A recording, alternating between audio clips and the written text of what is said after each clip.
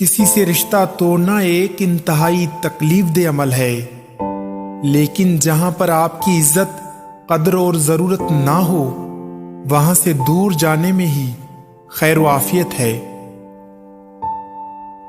कानून मकड़ी का वो जाला है जिसमें कीड़े मकोड़े तो फंसते हैं, मगर बड़े जानवर उसे फाड़ कर बाहर निकल आते हैं। लफ्ज हमेशा बेजायका होते हैं, उन्हें लहजे ही तलख या मीठा बनाते हैं। रिश्ते कमजोर होने की एक बड़ी वजह यह भी है कि हम रिश्ते निभाते कम और आजमाते ज्यादा हैं। कुछ लोग इस तरह से एतबार तोड़ते हैं, फिर हम उन पर भी एतबार नहीं कर पाते जो एतबार के काबिल होते हैं। खामोशी कभी कभी बड़ी तफसील से जवाब देती है। अल्लाह तो करीब ही होता है, दूर तो हम चले जाते हैं। सोच समझ कर बोला करो, अल्फाज नस्लों का तारुफ करवा देते हैं।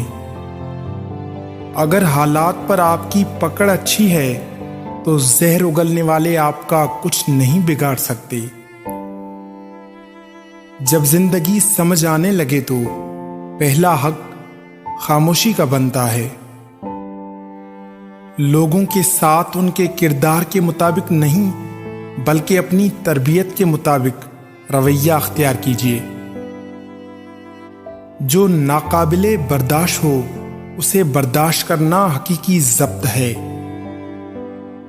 जो लोग अपना गुस्सा और नफरत जाहिर कर देते हैं, उनसे मत घबराया करो, वही सच्चे होते हैं। मुलाजिम से राज कहना उसे मुलाजिम से मालिक बना लेना है।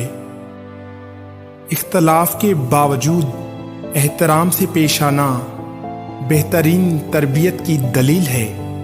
कदर करनी है तो जिंदगी में करो।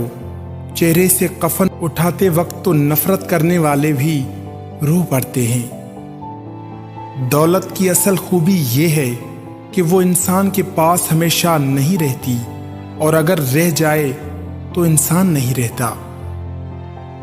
गहरी बातें समझने के लिए गहरा होना पड़ता है, और गहरा होने के लिए गहरी चोटें खानी पड़ती हैं। गुस्सा हमेशा बेवकूफ़ी से शुरू होता है और शर्मिंदगी पर ख़त्म होता है। जब नीयत में खोट आ जाए तो फिर ये तीनों चीज़ें रास्ता बदल लेती हैं: माल, रिज़्क, मोहब्बत। कुछ बातों का जवाब सिर्फ खामोशी होती है, और खामोशी बहुत बेहतरीन जवाब है।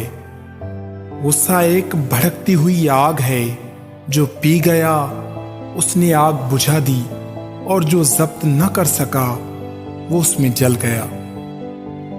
ऐसी खुशी से बचो जो दूसरों को दुख देकर हासिल हो।